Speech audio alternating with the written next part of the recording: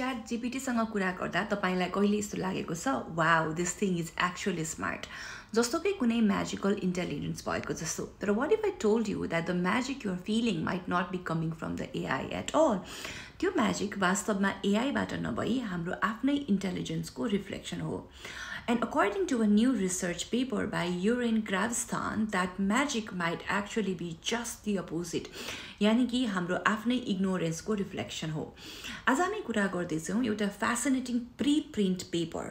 Human ignorance is all you need. यसमा researcher भन्छन् AI को ब्रिलियन्स भन्दा पनि हाम्रो ज्ञान कहाँ पुगेर रोकिन्छ भन्ने कुरा नै इन्ट्रेस्टिङ छ. पहिले बुझौँ प्रीप्रिन्ट भनेको के हो.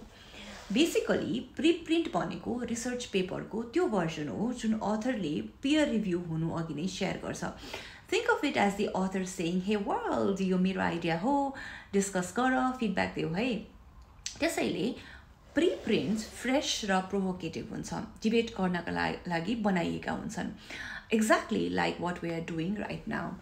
अब आउँ ग्राभिस्थिनको पेपरमा उल्लेख भएको मेन आइडियामा एज अफ स्टुपिडिटी. सीधा भाषामा भनौँ एआई को म्याजिक ठिक त्यहाँ पुगेर सुरु हुन्छ जब हाम्रो ज्ञान र क्रिटिकल थिङ्किङ सकिन्छ. फर इक्जाम्पल यदि एआईले हाम्रो ओन एरिया अफ एक्सपर्टिज जस्तो कि हाम्रो जबको बारेमा कुरा गर्छ भने हामी तुरुन्तै गल्ती देख्छौँ. तर जब एआईले यस्तो विषयमा बोल्छ जुन हामीलाई थाहा छैन जस्तै स्ट्रिङ थियोरी बायोकेमिस्ट्री वा कुनै अब्सक्योर हिस्ट्री त्यो बेला हामी भन्छौँ wow this is so smart. Actually त्यो मोमेन्ट नै हो edge of stupidity. AI intelligent भएको होइन ग्राभिस्थिनको अनुसार हामीले क्रिटिक गर्न सक्ने क्षमता गुमाएको. ग्राभिस्थिनले यो कुरा साइकोलोजीका दुई फेमस थ्योरीसँग जोड्छन् डनिङ क्रुगर इफेक्ट र एलिजा इफेक्ट. पहिलो Dunning-Kruger effect. This is the cognitive bias where people with low ability at a task overestimate their ability. AI को केसमा यदि हामी फिजिक्स एक्सपर्ट होइनौँ भने हामी हाम्रो क्रिटिकल थिङ्किङलाई ओभरएस्टिमेट गर्छौँ कि एआईले क्वान्टम फिजिक्सको बारेमा एक्सप्लेन गर्यो भने एआई को एक्सप्लेन गर्ने तरिकाबाट हामी थाहा पाउन सक्छौँ उसले राइट भन्यो कि भनेन. तर वास्तवमा यो एउटा युनिभर्सल ब्लाइन्ड स्पट हो एन्ड द्याट्स द ट्र्याप. दोस्रो एलिजा इफेक्ट. 1960s मा एउटा च्याटबट थियो एलिजा. मानिसहरूले यसलाई यति रियल ठाने कि one of the user even ask the creator of Eliza to leave the room so they could talk to it in private. आज टेक्नोलोजी अनइमेजिनेबल स्तरमा पुगेको छ. Trillion parameter neural networks. तर हाम्रो ब्रेन भने उही छ विथ सेम भल्नरेबिलिटी.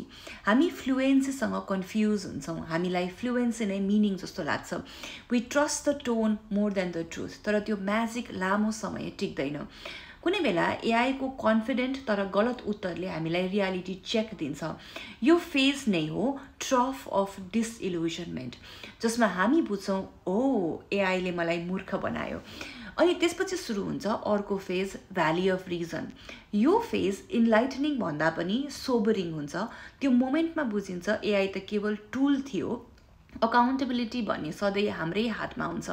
सो ग्राभिस्थिनको पेपरको मुख्य मेसेज के हो भने एआई को इन्टेलिजेन्स हाम्रो इग्नोरेन्सको मिरर हो. जब हाम्रो ज्ञान गहिरो हुन्छ एआई हामीलाई सीमित लाग्छ. जब हाम्रो ज्ञान स्यालो हुन्छ एआई हामीलाई म्याजिकल लाग्छ.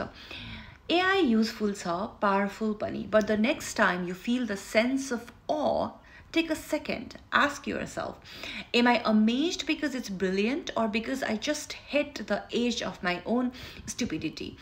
के तपाईलाई पनि कहिले यस्तो एज अफ स्टुपिडिटी वा valley of reason moment feel भएको छ? ग्राभिस्थिनको यो आर्गुमेन्टलाई तपाईँ कसरी लिनुहुन्छ?